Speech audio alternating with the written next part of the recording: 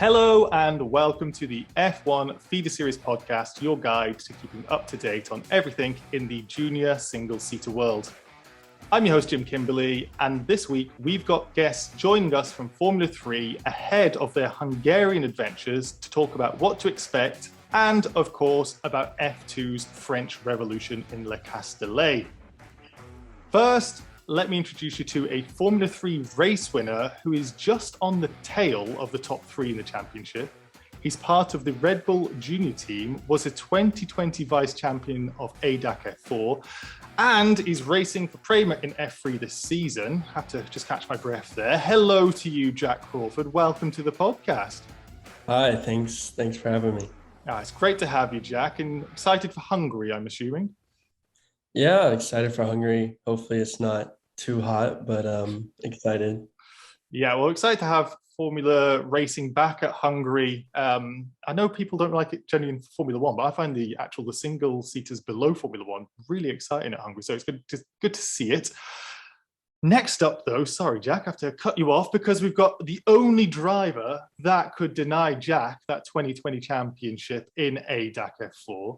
Also from the Red Bull Junior team, and this year racing in F3 for the reigning teams champions, Trident. Welcome to the podcast, Jonny Edgar. How are you? Yeah, I'm good, thanks. It's nice to be on the podcast. Now, thank you for coming. And we're going to talk about you joining back to racing as well. But your July has gone pretty well so far, I'd say. A couple of points finishes. Yeah, it went okay at Red Bull Ring. I think the feature race was a shame on the restart. I think it could have had more points, but yeah, I'm not too disappointed with the first 2 weekends back racing again. Yeah, and you're going to have more racing coming up in Hungary to, get even more points on the board, I'm thinking. And finally, I'm going to have to say a huge thank you to a returning F1 Feeder Series editor who was able to step in at the last minute, but very happy to have him here because Formula 2 is in action in France, and this is a guy that was speaking to the Formula 2 drivers in the press conferences. Welcome back to the podcast, Tyler Foster. Good to have you here. Thanks, man. Yeah, no, I mean, I sort of was expecting to be with guys from Formula 2, so I'm not having a go at the guys, but it's actually kind of a nice surprise to be speaking to people from a different series and, two guys who in their own right are doing really well. So yeah, I'm excited to talk about it. Obviously, they're a bit jealous not to be on the track over the course of the last 7 days, but that's what racing drivers are about. So yeah. Let's just call it preparation for next year when these guys are racing Formula 2 and you speak to them every week at the press conferences for the final, for the top three, right, mate? Yeah. Finally, before we get into it, a quick reminder to like, comment, and subscribe if you're watching on YouTube. And if you don't have the time to listen or watch the whole episode every week, you can still find some great short videos on the channel with our best bits.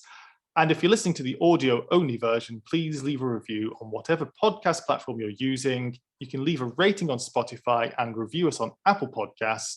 Thank you to everybody who does rate and review us. It really does help us out.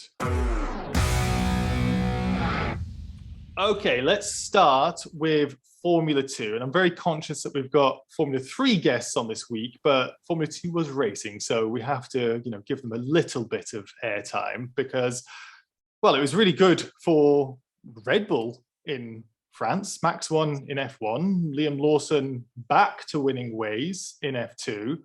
But I wanted to start with our newest F2 race winner, Ayumu Iwasa, who took the feature race win on Sunday. I say took, he dominated the feature race on Sunday. And honestly, Ayumu was quite anonymous to me in Formula 3 last year. I know he got the race win and was performing okay, but this year he seems to be a totally different driver. Jack and Jonny, you've both raced against him, and I presume that you know him from the Red Bull connection. Is that a fair assessment at all, or am I being a little bit unfair on his season last year? Let's start with you, Jack. Obviously, he was my teammate last year, so I got to be with him in every round, and honestly, we were quite even throughout the year last year. I mean, we both made our mistakes. We were both rookies. We both made a lot of rookie mistakes, and I think both of us could definitely been a lot higher up in the championship, but I think between us, I think we finished 12th or 13th, or we finished very close to each other in the championship last year. So yeah, I knew he's quite a good driver, and obviously he moved up to F2 and I stayed in F3, and I'm surprised how well he's doing, because you know, I didn't know how Dams would be. They haven't been great in the past few years, but it seems that he's really quick. And yeah, on Sunday was a absolutely amazing race. So yeah, it was exceptional, I'd say. I don't want to say that he is necessarily the Dams driver that's holding up the team, but he's certainly been, like, in terms of rookies versus experience, he's really been shining quite brightly. Jonny, any comments from yourself? You're obviously not so close as Jack was, but racing against him last year, I'm sure you would have been on track at some point close by. Are you impressed with how well he's doing this year? Yeah, when he joined the Red Bull Junior team, I hadn't really heard much about him. And then yeah, last year in F3, I knew he was doing a good job because he was pretty close with Jack all year, and obviously I knew from the year before how quick Jack was.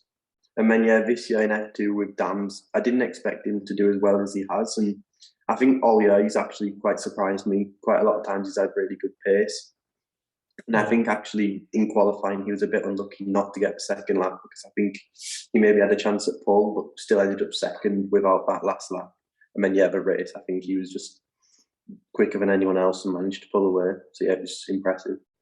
I think you're actually right there, Jonny, to correct me as well, because it wasn't just the Sunday when he was driving out his skin. He was super fast, and Logan Sargent has seemed to have stepped up his game, in particular with some of the qualifying performances as well. So yeah, big shout out to Iwasa. Tyler, do you want to echo any of these thoughts as well, potentially? Yeah, I'll touch on a few things that Jonny and Jackie mentioned. I mean, firstly, in that qualifying session, there was a lot of time that was gained by the drivers on that final run, and yet he was on pole prior to that final run, and he only dropped one place to second, which I think illustrated how quick that lap that he put in first was.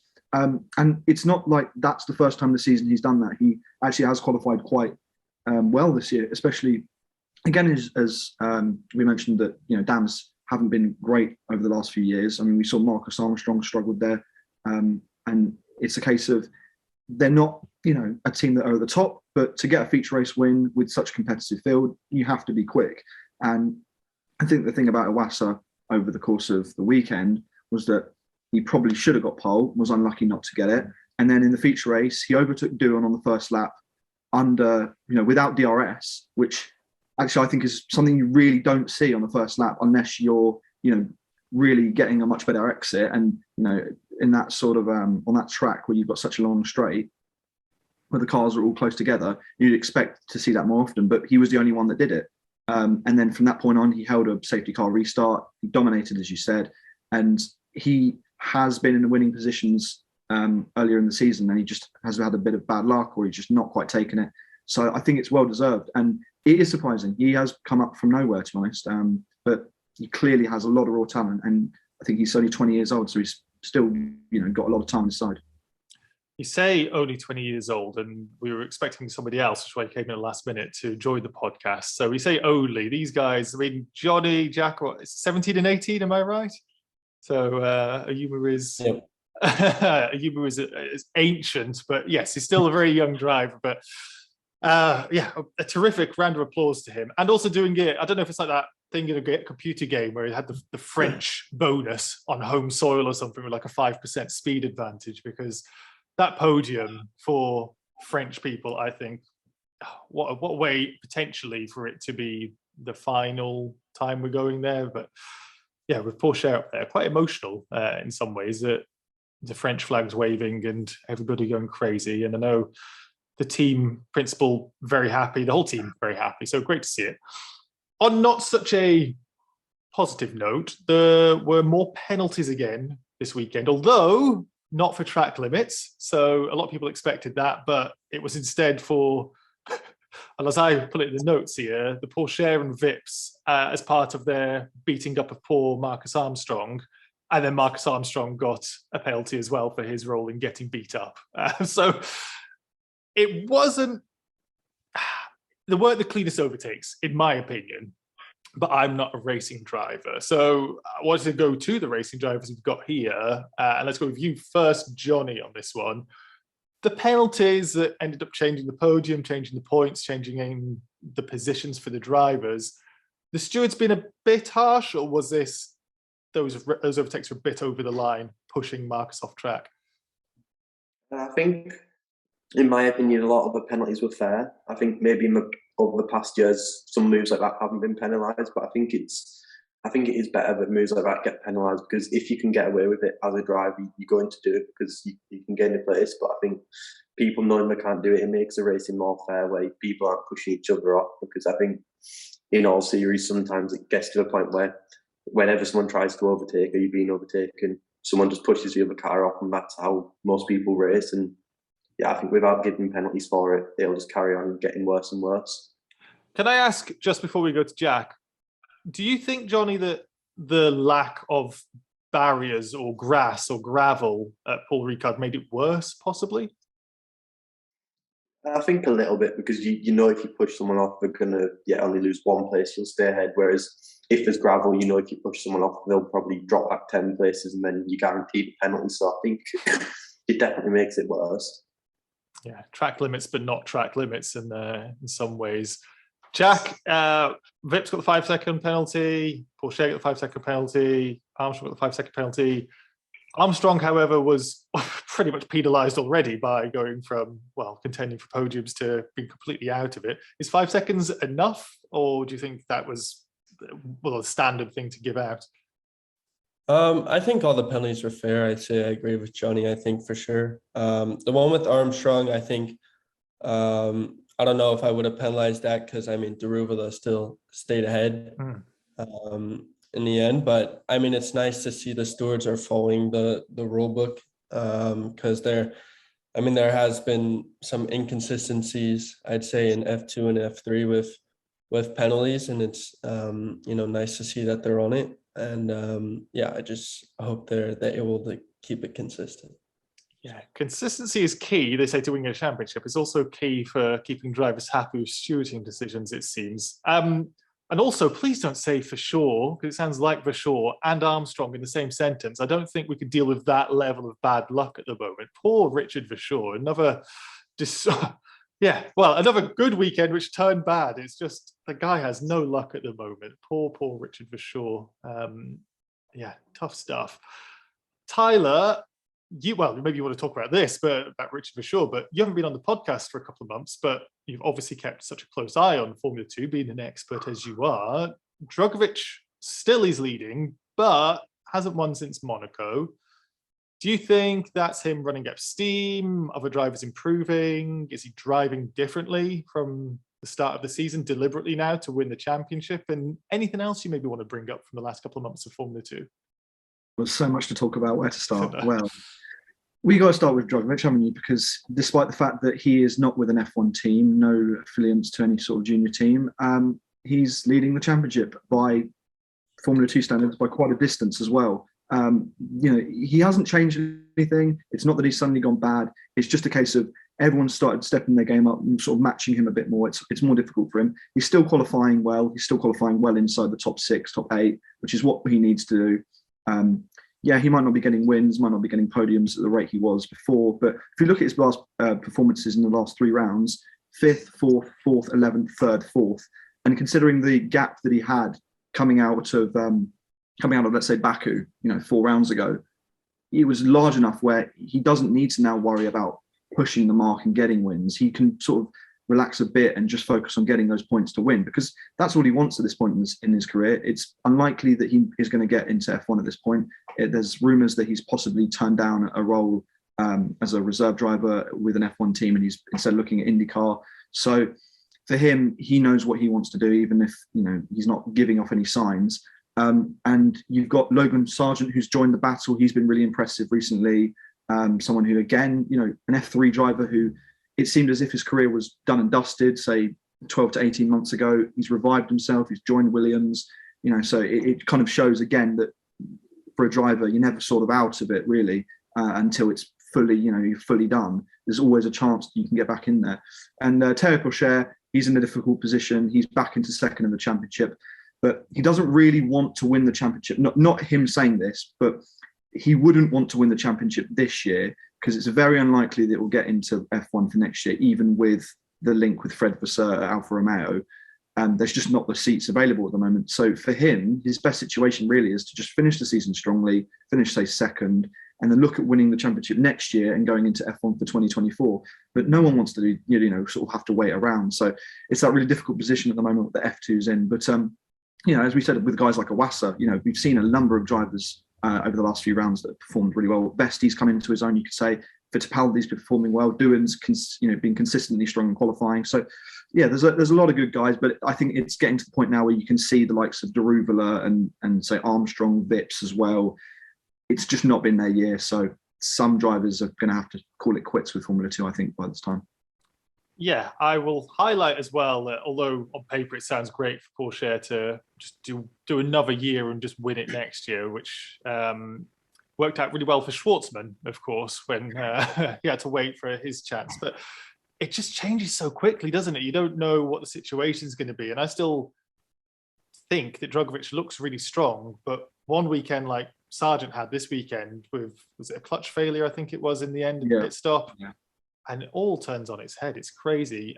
Final word, because I do want to talk about Formula 3, much to the delight of two of the guests here, but final word for France, because it's not always the most popular of tracks for fans, at least, but it's produced two exciting Grand Prix the last couple of years.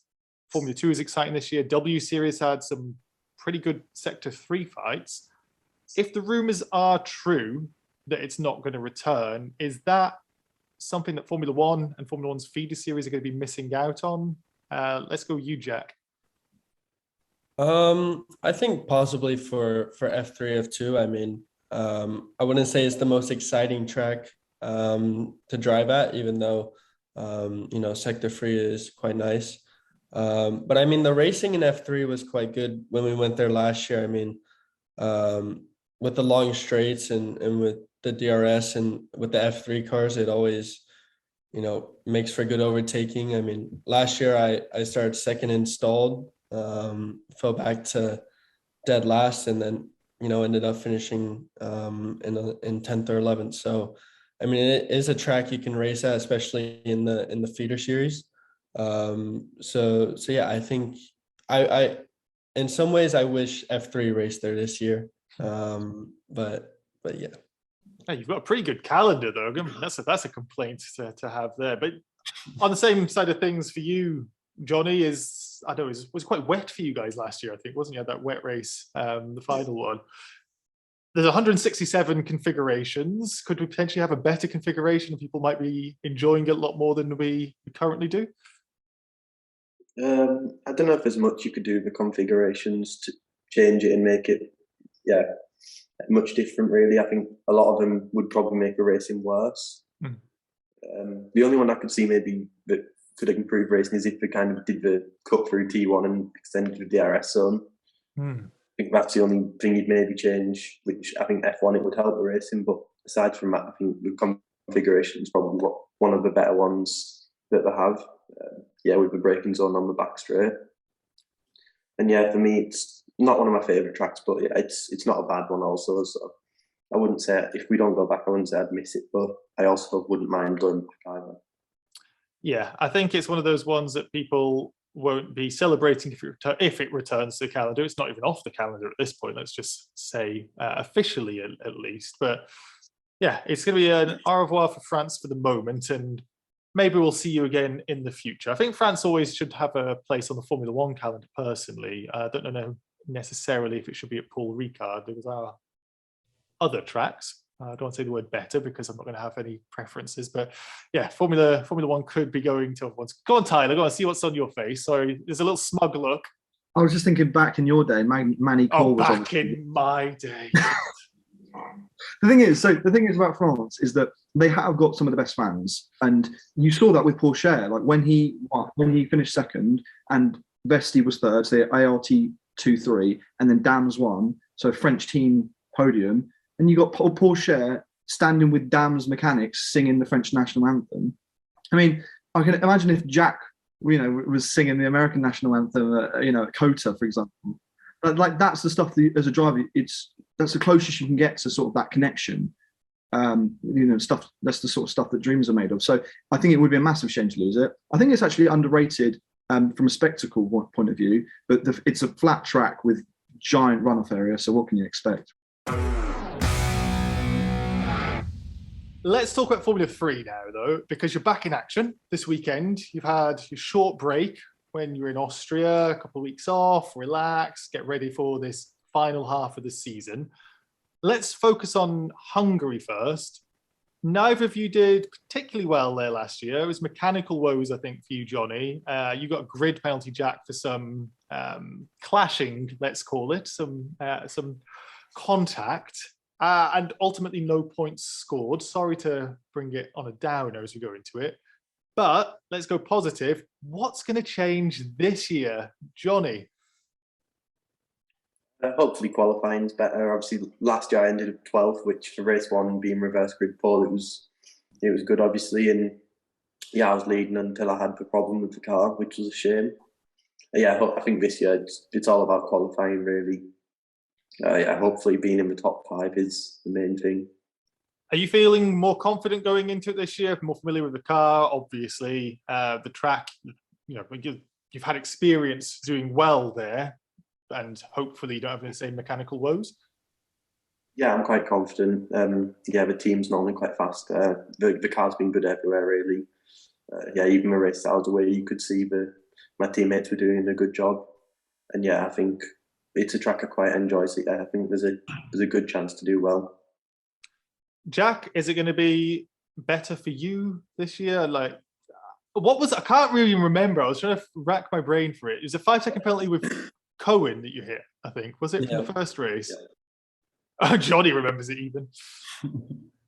Yeah, it was not a great weekend. It all started in qualifying, basically. I qualified, I think it was 21st or 22nd or something like that. So, quite far down. I think definitely the main spots to improve would be qualifying, because especially this year, there's literally no way if you're outside the top 12 that, or there's some ways, but there's not many ways, especially at Budapest, where if you're, 13th or below that, you'll get a good result. So definitely be about qualifying. And I think I wasn't even that slow last year. The problem was just I made a couple of mistakes in qualifying, and that was it. That was my weekend. And the positive part is when I did Euroformula there last year as well, I was on pole by, I think, 3/10. So that's some positives to bring into it. But otherwise, basically just looking to forget about last year in F3 and just improve that qualifying. So. Yeah, is it as bad as they say when they say it's like a Monaco sort of track without the barriers?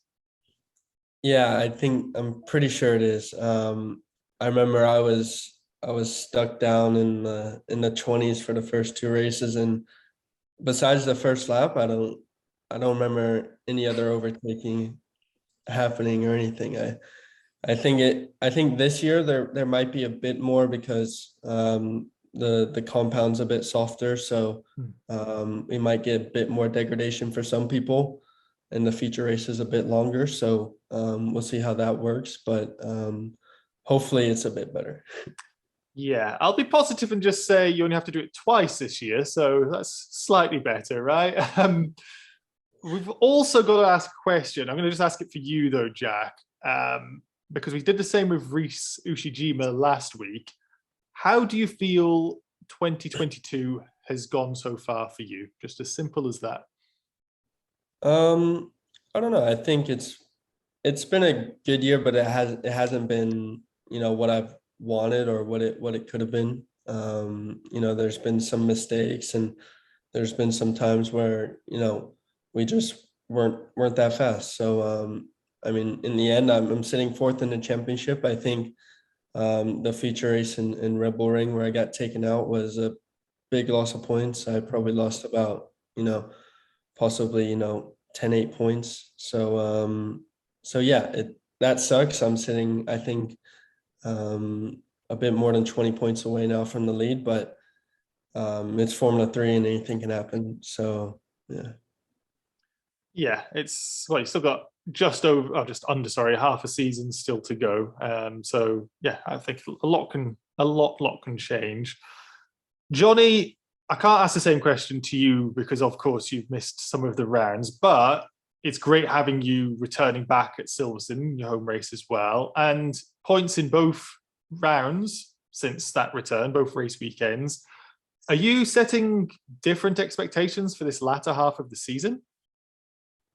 Yeah, coming back, obviously, I didn't know what to expect or where I'd be.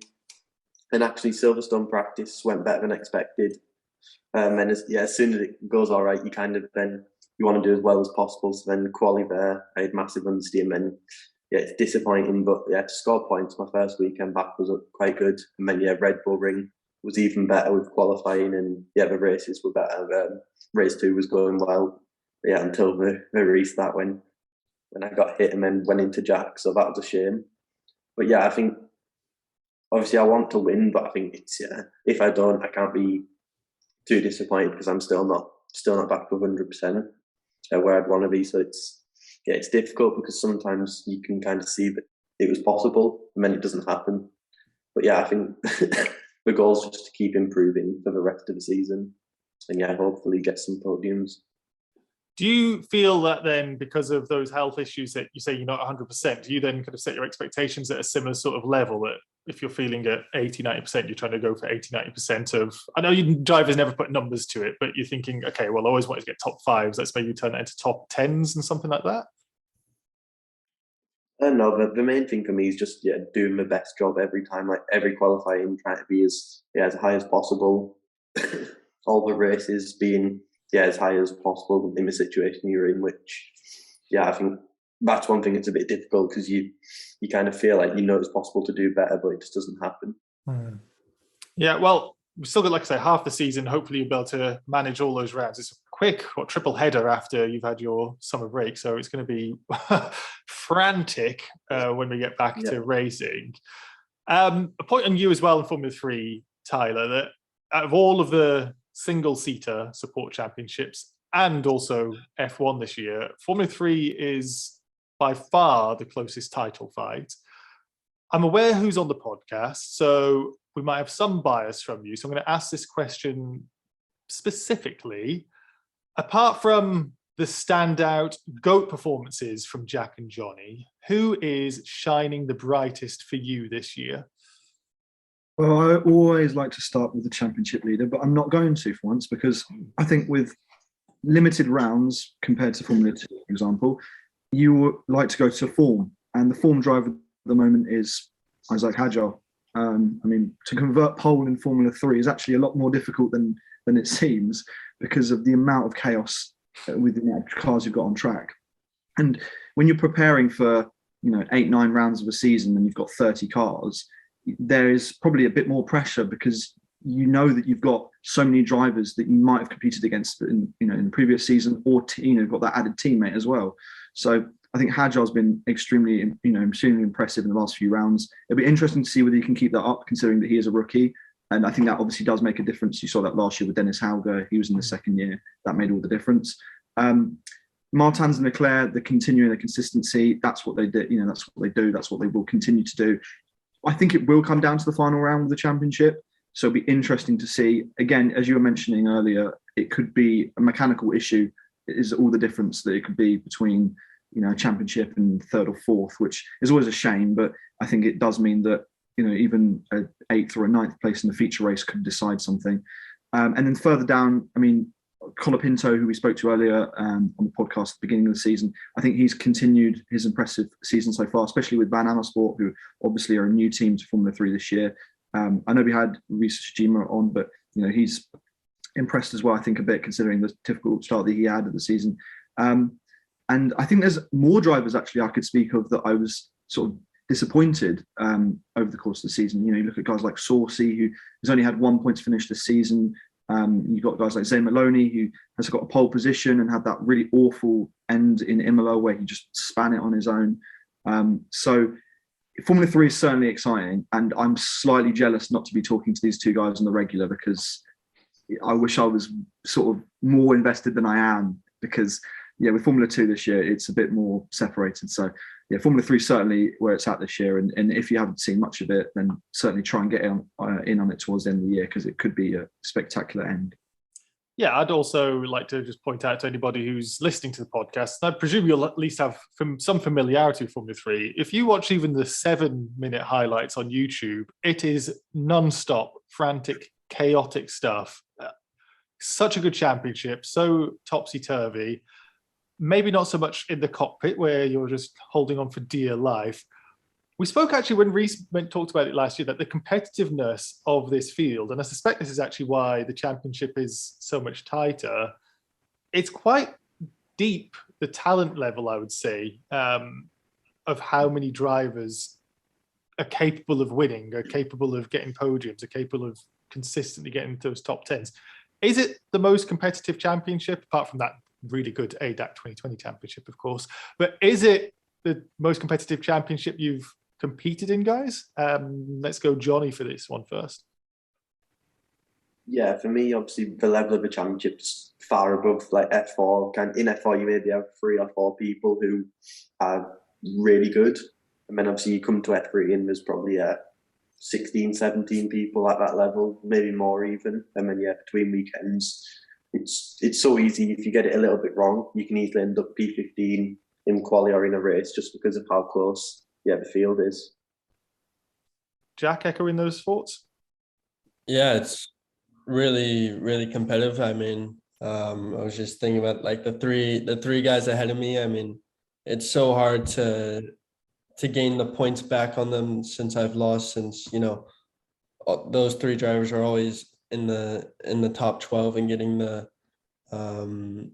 points and the reverse grids and qualifying well. So it's really competitive, and there's been a lot of drivers this year that have competed for podiums in race wins. So I think the level's really, really high, and I think that makes it super difficult. That makes it super good to watch, though. Jim, I just want to say, just lastly on this before we get to the questions, to link Formula 3 and Formula 2, just on what the guys were saying there, I think it would be really, really interesting to see who graduates from F3 to F2, because we saw F2 at the beginning of this year had pretty much half the grid being rookies. And obviously it's dependent on whether the guys in F2 stay or go.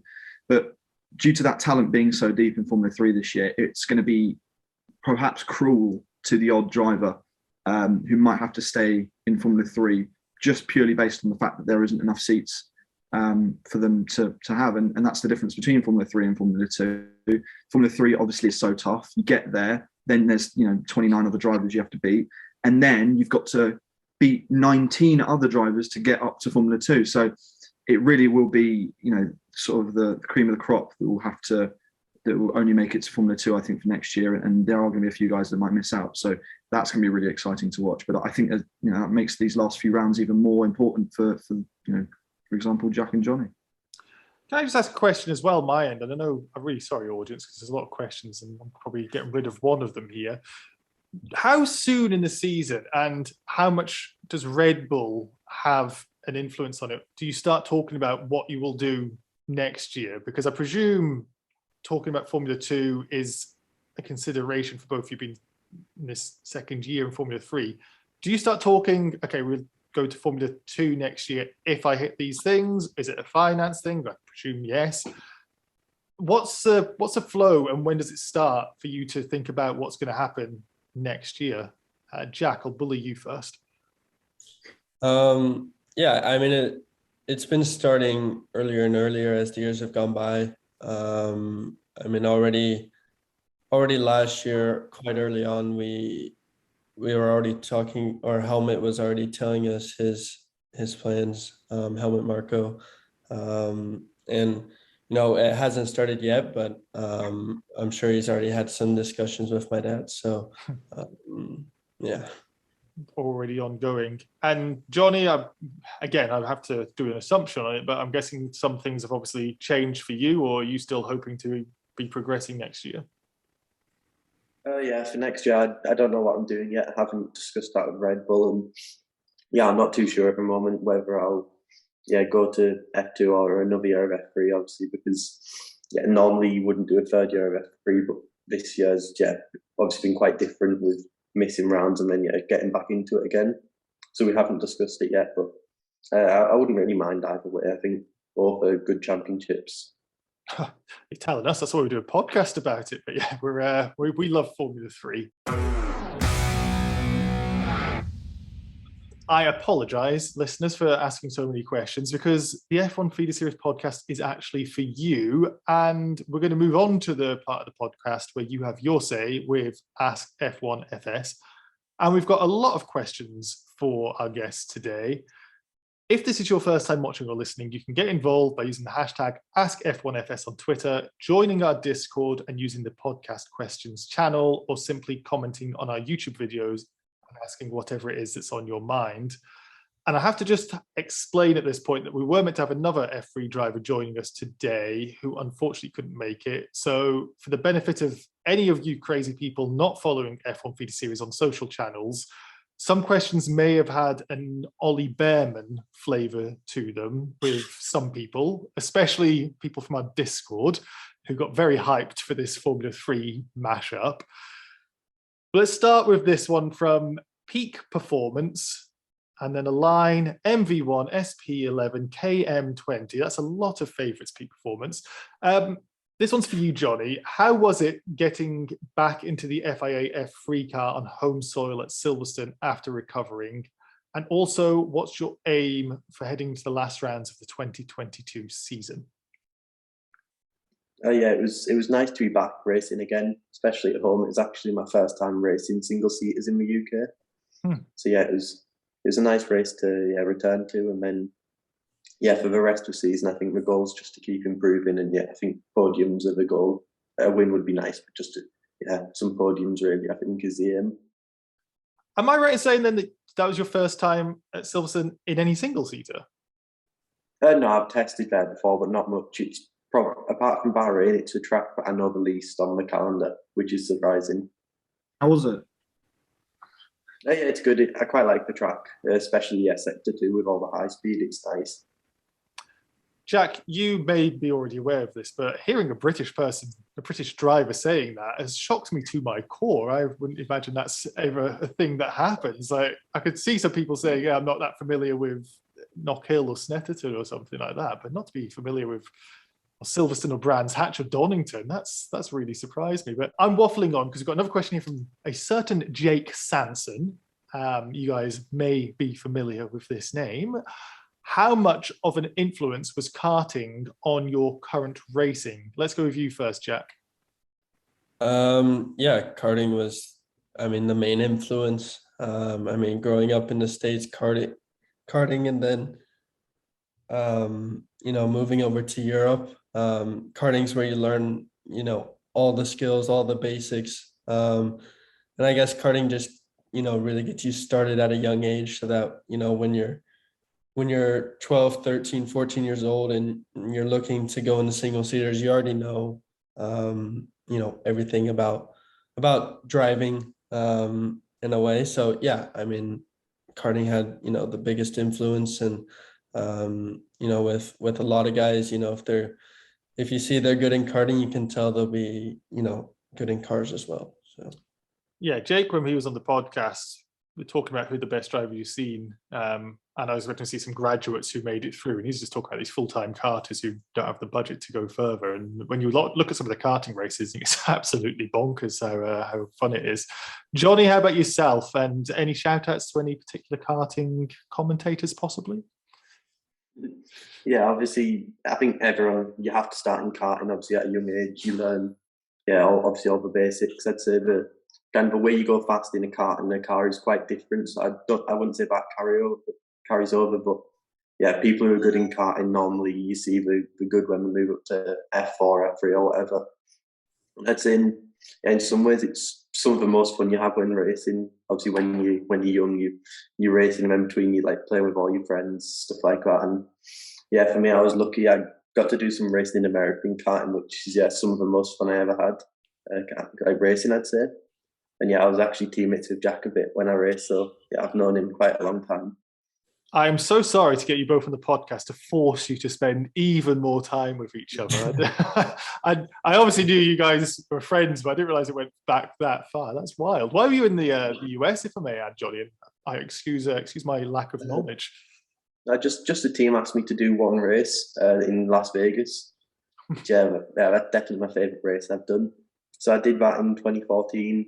I think I was fifth there, and after that, yeah, I did Florida Winter Tour in 2015, where I was teammates with Jack, and I won that, and then kind of just did odd races here and there from then on, just because I really enjoyed it, and also, yeah, the same team always asked me to come back, and yeah, I enjoyed racing with them. So yeah, I did some racing in 2016 as well, and also 2018 I did a race.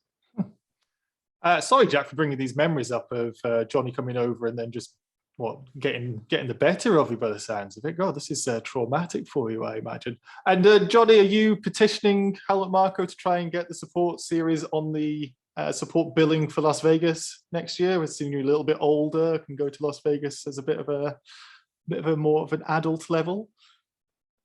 No, I'm still too young, obviously, to go to America. I'm not 21 yet, but you could go any time. I now know what you want to go for. but if you mean it for them reasons, I'm too young. But yeah, I'd actually like to go to do the Vegas kart race again, and Jack did it last year. And yeah, I was maybe going to do it, but in the end, I was busy, so I didn't do it. But it's definitely something I'd like to do again, the karting race in Vegas, if I had the chance to.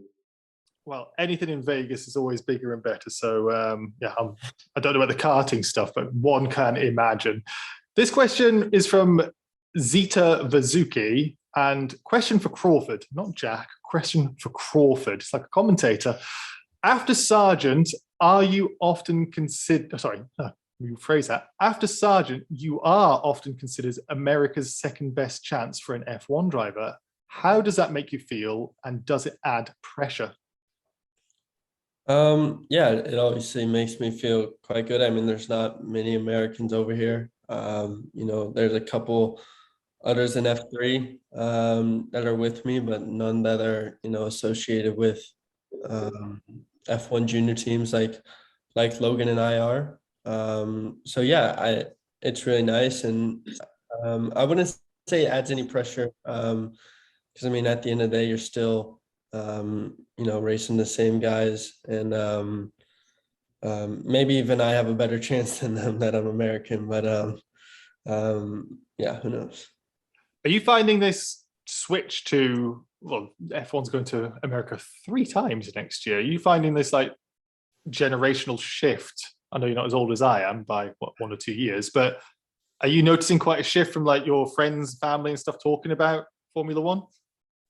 Yeah, it's pretty crazy. When I started watching F1 back in 2017, 2018, there was only the racing coda, and there literally you could not find it on TV. Only the racing coda you could find on TV, but any other race you can never find on TV in the US. So I mean, basically, I knew what Formula One was, but I could never watch it because never on TV. So, I mean, now it's crazy ever since, Drive to Survive and the pandemic and everything that's happening with the owners of F1. It's all shifted to America, and it's crazy how the audience or how F1 has done such a good job trying to get the American audience into F1 since it's such a big market. And 3 races in the US is just going to be crazy next year.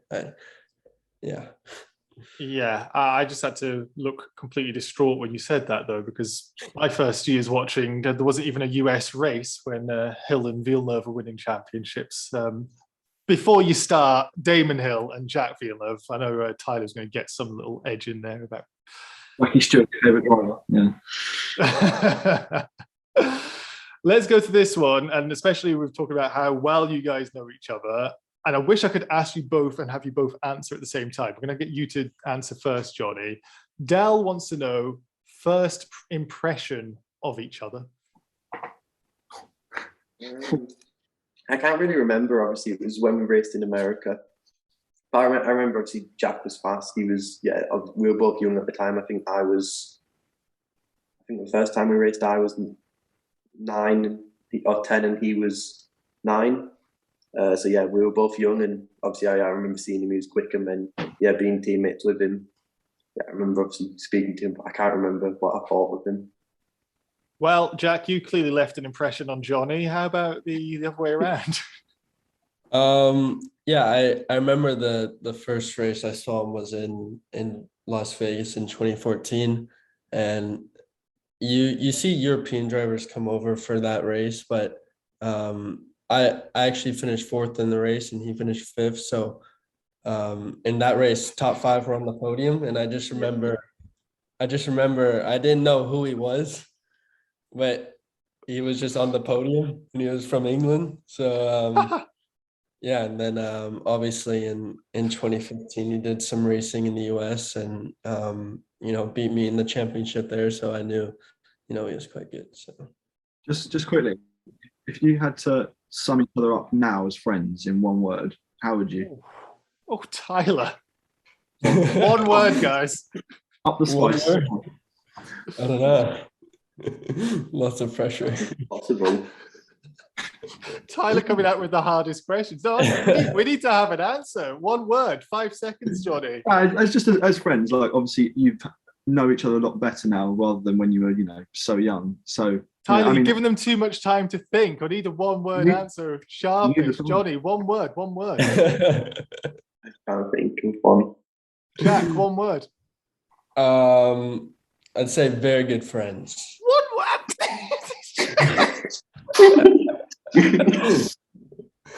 Basically friends. That's the word. Yeah. I'm not on the receiving end of this, but yeah, one word, very good friends. I don't know. Very good friends. Thanks, guys. That's the insight you get on this podcast. You can tell we missed a lot of school. Very good. That one redeemed you there, Jonny. Missed a lot of school, missed maths in particular. This one is from full stop, or in American period, but the username is @NorrisSZN_. I believe this might have had a Ollie Behrman flavour to it. How much does Ferrari/Red Bull help you grow and progress, and how beneficial is it? Jack, on you, how much does Ferrari/Red Bull help you grow? Obviously Red Bull for me. I'm in Milton Keynes now. I'm right close to the factory, only 10 minutes away. So I get to spend time at the factory. I get to, sit in on some of the races in the operations room when I'm not racing. I get to use their gym and all that. And they're, they now have Rocky, who was used to be the engineer at F1, the head engineer, and now he's working with the junior team. So it's nice to have him giving advice and helping us out at a more technical level as well. So it's all quite nice. Same question to you, Jonny. You've had a bit more time to think of it, so more than 3 words I think you'll be capable of. But how much does Ferrari/Red Bull help you out? Yeah, obviously it's really good. I think the simulator is one of the main things that helps. Being from England, I didn't have to move to Milton Keynes, and I think it's careful. It's nice, Careful. It's nice being able to stay at home. Obviously, in between races, I prefer being able to come home and see my friends and stuff like that, and my family. And I think especially recently, with Rocky now helping us out to starting to do even more to help us, with him, and just for advice, things like that, and it kind of teaching us a bit more as well, just about racing in general, media stuff. So I think that's pretty helpful. Hasn't taught you to count yet, I've noted to both of you, but maybe soon. This one's from Giggy Gigmeister, catchy name. F1 is of course the goal for all of them, but we've seen how tough it is with only 20 seats. Would they consider IndyCar if there aren't F1 seats available in the next couple of years? Jack? If all goes really wrong and F1 is not an option, I definitely would consider IndyCar. Obviously, being an American, it's a bit, easier to get over there for me. And, IndyCar is really competitive series. You see a lot of, start to see all these, those drivers that didn't make it in the F1 in Europe start to come over and do quite well. So, I think IndyCar is definitely growing in competitiveness. Obviously, it was already really competitive, but now you start to see, people like Lundgaard and Ilott, go over there and do really well. So, Jonny, it's not generally the target, especially for European races, to try that IndyCar route. But if reaching, as we see so many drivers do, and what Tyler was talking about earlier with Felipe Drugovich even, would IndyCar be a route that you'd be considering should the career path not allow you to progress to Formula One? Yeah, it's definitely something I'd be interested in if I didn't make Formula One. I watch quite a lot of the races now on Sky Sports. And yeah, obviously you watch it and it looks pretty fun to be a part of. And I think, in some ways, like the atmosphere seems better than F1. Obviously, it's not quite the same level. The goal's still Formula One, but I'd definitely like to be a part of it. And yeah, I think some of the ovals look pretty fun. Like the race yesterday in Iowa was pretty crazy, but yeah, looks fun to be part of, and yeah, something a bit different. And I think there's more and more European drivers, racing in IndyCar, but also in the road to Indy. I think you start to see more European people go over and race then. Yeah, the scholarship stuff we spoke about on the podcast a while ago, and I was fascinated by it as generally a European focused fan. So yeah, I think it's actually really. I'm surprised that more European drivers don't go over that way, but it's when you're brought up with Formula One in the house and you're possibly not going to be so interested in it. This one came for both of you specifically, and there were a lot of questions about it. This one specifically is from Jan.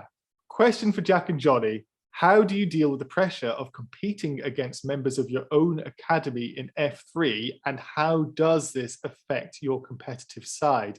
Now, Jan asked Jack first in this one and Jonny second. So, Jack, over to you. Obviously the other Red Bull drivers are the ones you want to beat the most. In 2020 I was paired up with Jonny. In 2021 I was with Iwasa as teammates, and this year I don't have any Red Bull teammates, but there's Jonny and Hajar in F3. So obviously you want to beat them. But at the end of the day, I think, if you're not in the same team, it's hard to compare. But obviously your main result is to beat them. Jonny, Jack saying he'd rather beat you than win the championship there. Not to put words in his mouth, of course. Is it the same for your side? Yeah, I think obviously it's someone you want to beat because you're kind of against them. But I think really you want to beat everyone and every time do the best possible. But I wouldn't say it changes too much. Whoever it is, you want to beat them, so it doesn't make too much of a difference for me. Would you want to be teammates together, or do you think that would ruin your relationship as friends? Jack doesn't, not after the last time. No, I wouldn't mind being teammates again. I'd say we got a bit close a bit too many times when we were teammates, but we never fell out or anything, even when that happened. Jack, you meant to really jump in quickly and say you'd love to, but the hesitation speaks volumes. No, I would like to have Jonny as a teammate. We worked well together, and I think we really got to know each other well, especially on track. And some of the racing we had was really close and really precise. But I think we worked well as teammates together. Just as a team, we pushed the team forward, especially in 2020, and the two of us were 1-2 in the German championship by quite a bit. So was it 2 points separating you in the end? Yeah, 2 points. Yeah, Jonny was really quick to nod on that one. This question is from Joe, and they want to know, I think this one's for you, Tyler. If you could only eat one food for the rest of your life, what would it be? So, Tyler, take it away. Okay, so for Jack and Jonny, because there's no way you're going to get the reference here. They listen to the podcast weekly, obviously. I've been on the podcast 3 or 4 times now, and I swear to God, every time I'm on it, Jim always. I don't do anything. It's not me. So, my girlfriend, she's from the Philippines, and she always thinks that the only thing I eat is pasta. For some reason, I only eat pasta. Apparently, it's that situation where every time I'm eating food and she calls me, I just happen to be eating pasta. So I don't know. I mean, pasta's nice. Like, Italian food's good, but I mean, I don't know. Jack, Jonny, what's your favorite? What's your favorite food? It's not favorite food. It's if you could only eat one food the rest of your life. Mr. Carbs over there. No, you've said pasta. First answer. Jonny, one food rest of your life. Go. One word.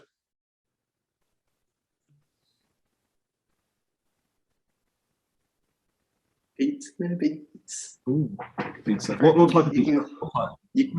I was going to say you can add a bit of different things onto a pizza. What's your favourite though? What's your favourite? Favourite topping? You a pineapple guy? No, I don't have pineapple on pizza, but I wouldn't say I have a favourite. I just different things really. I think that's a really clever. I think that's a really clever answer though, because if you can eat one thing the rest of your life, yeah, no, because I was not much else. Just pasta's a bit boring. That's you insulted, mate. Attacked. There's lots of different pastas as well, so both have done well in this Italian way. You just specified pasta, or you didn't say different types of it. It's done me there. Oh. How about you, Jack? What are you going to say for this? One food the rest of your life? Pasta for sure. I mean, oh wow, yes. Yeah, for sure. I spend way too much time in Italy at the moment, and it's amazing food. I can't complain. As a fellow fan of Italian food, I don't think you can spend too much time in Italy because there's some terrific eats, some of the best pasta. Yeah, I think we had this conversation last time, Daniel. I mean, and you say it's me that does it. You're going to say which type of pizza is it? So I'm putting my hands up and blaming you. They got Monza last round as well, so that would be good for them. What way to celebrate, and already nodding, knowing where they're going to go. Let's get off food for a second, because this question's from Venus on Discord. Question for all: what is your favorite waffle topping? Off food, straight to waffles. So that didn't work so well. But favorite waffle topping? Tyler, do you want to kick us off?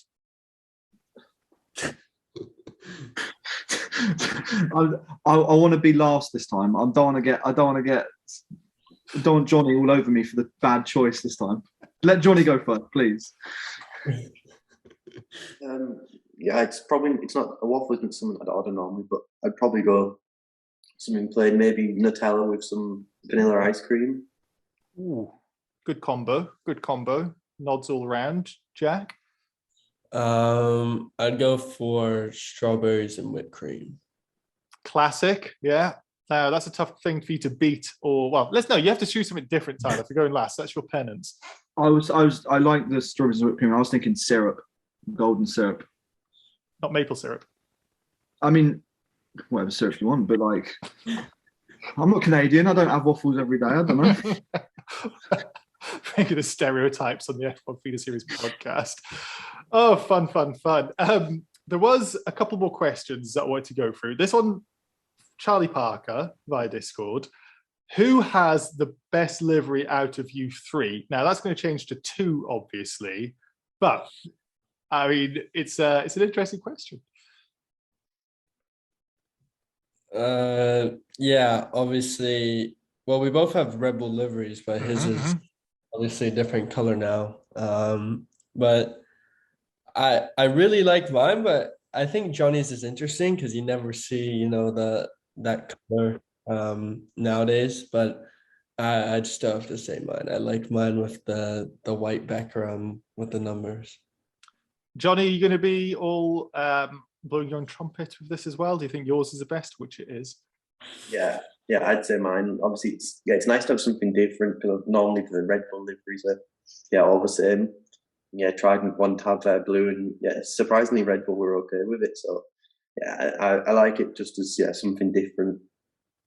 I remember when you came back on that, and I was like, God, that's such a good looking livery. Because like you say, no offense to Red Bull, but the liveries great. And I really liked it when I first spoke. That was like a long time ago, and it's not really evolved all that much. Then Jonny comes out with this stunning blue number, which I don't know if you rewatched the races, Jonny, but when you're back at Silverstone, the commentators were even drawing attention to it. It's like, that is a really nice livery, which I totally agree with. Tyler, if you had to choose? God. I mean, I would say Jonny's actually, yeah. Like, the thing is, just for reference, it is so frustrating as a fan when you're watching Red Bull, especially when they've got 5 Red Bull juniors in F2, and you have a team like, for example, Prema, who obviously red, and then they come up with 2 blue cars, and you're just like, why? Like, please, like, you can have Red Bull plastered all over your helmet, go for it, but just not on the car, like, not all over. So yeah, I mean, a quick question actually to both of you: how much of a say do you have about that sort of thing? Obviously, with Red Bull being the main factor in that, with the design of all colours, all that sort of thing. With the car, obviously, we don't have much. But like helmets, helmets as well. A helmet, obviously, all the little bit on the front and the side, Red Bull, that's kind of fixed. And then aside from that, you can do your own design a bit. I'd say they'd maybe stop if you went for some crazy colours that wouldn't fit it, but yeah, you can kind of design it yourself. Jack, anything from your side? Do you say to Red Bull, no, I don't want to have your bloody bull on my car. I want something different? No, so the car, I mean, we don't really get a say for it. It's more my dad with the sponsors, and then Red Bull, of course. But then helmet, just on the front at the top, and then on the sides, the Red Bull. But otherwise, I pretty much have free reign. So this question is from Ellipsis via Discord. Just a quick question for Jack and Jonny. Gentlemen, a short view back to the past. 30 years ago, Niki Lauda told us, take a monkey, place him in a cockpit, and he's able to drive the car. And the joke goes on, blah, blah, blah, blah, blah. Very good, Ellipsis. Great little reference. But let me just get to the last bit. What are your wishes for the future concerning the technical program during the races? Less buttons, more or less, and more communication with your engineers? It's such a funny question. Basically, the question, for the people that don't know, is the meme from the longest press conference question ever. But how many buttons have you got on the steering wheel? And is it too complicated to drive with it in Formula 3 level? Jonny first, sorry. Yeah, the new steering wheel it actually does have a lot of buttons, but quite a lot of them are unused. And I'd say we do have quite a few buttons on the wheel, I don't know, maybe 12. But ones that you actually use in the race, there's barely any. I think the radio and the pit limiter you need, rain light occasionally. And then you have the throttle and clutch maps that you maybe touch a bit. But aside from that, there's not much else that you really need to use, and it's all pretty simple. And the teams put stickers on, so we can't forget where they're all at. Similar question from you, I'm guessing, Jack? Similar answer from you, I'm guessing. Yeah, we don't have many buttons we use during the race. Just mainly radio during the race, which is fun. We really have to press. We can go through the page if we want. But yeah, otherwise, F3, there's not much that you can change. Obviously in F1, there's a lot more buttons. So yeah. Well, thank you, Ellipsis, for the question. Apologies for not going through all of it. We'd be here all day. You asked a question, Tyler, to Yuri Vips about the first meeting he had with a certain somebody. I want you to ask that same question to these two chaps, if you'd be so kind. So it was a few months ago now when I spoke to Yuri, and obviously when you are a part of the Red Bull team, there's a certain figure who emerges from the shadows and says only a few words, but it's very clear what those words are to each individual driver. That man is Mr. or Dr. Helmut Marko. Gentlemen, please share to the fans your first experience with this hallowed legend of Formula One. He had approached my dad by email at the end of 2019, and after that I went to Mexico City, which is not that far from where I live. They were having the Grand Prix that weekend, so I went to go meet him. And basically he told me he wanted me the simulator, and then he wanted me to go test at Red Bull Ring in a Formula 4 car. So I did that, and Jonny was actually at the test. You two are inseparable. Even though he was already a part of the junior team. But Jonny was at the test, and yeah, test went well. And already after it was a 2-day test, and after the first day of testing, he had already come up with the contract. So, were you quicker than Jonny in the test? No, but I actually wasn't that far off for my first time.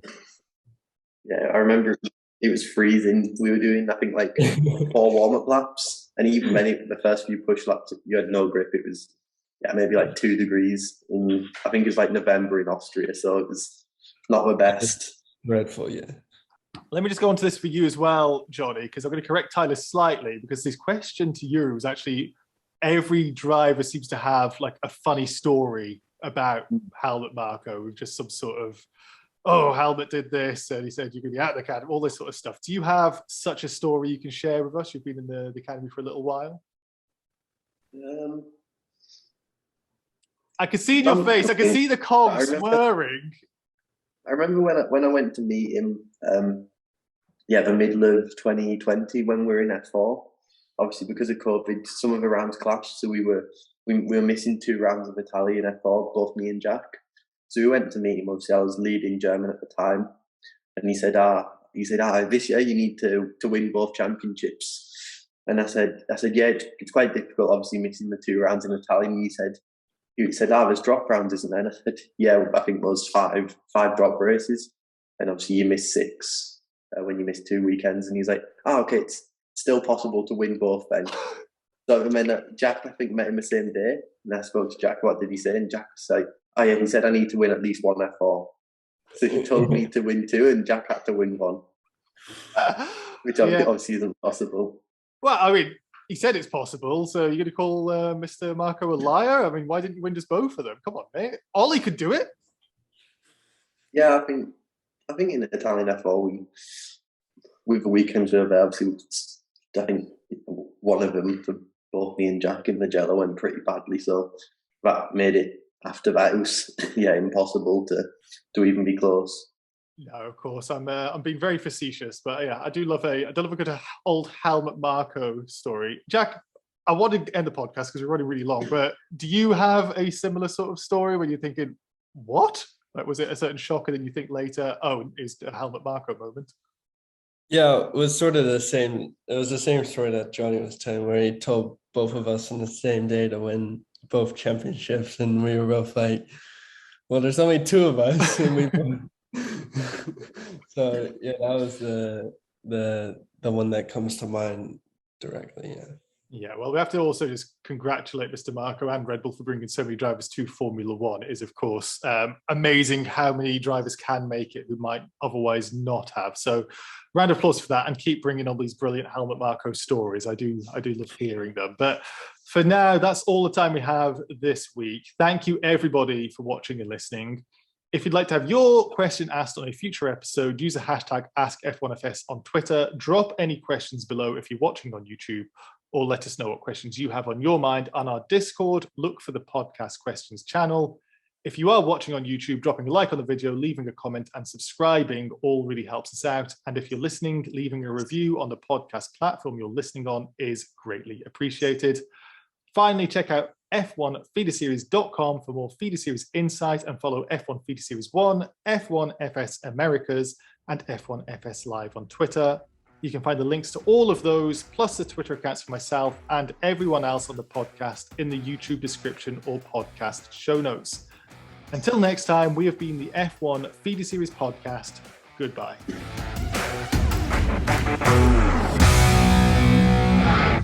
And he's absolutely frozen. Lovely. That's just the face he pulls when he's happy. Can you guys not hear me? Okay. And you're back now. It's fine. It's fine, Dario. I wasn't saying that. I could hear you talking shit, Tyler. So don't fucking bullshit. That needs to go in these season outtakes, please.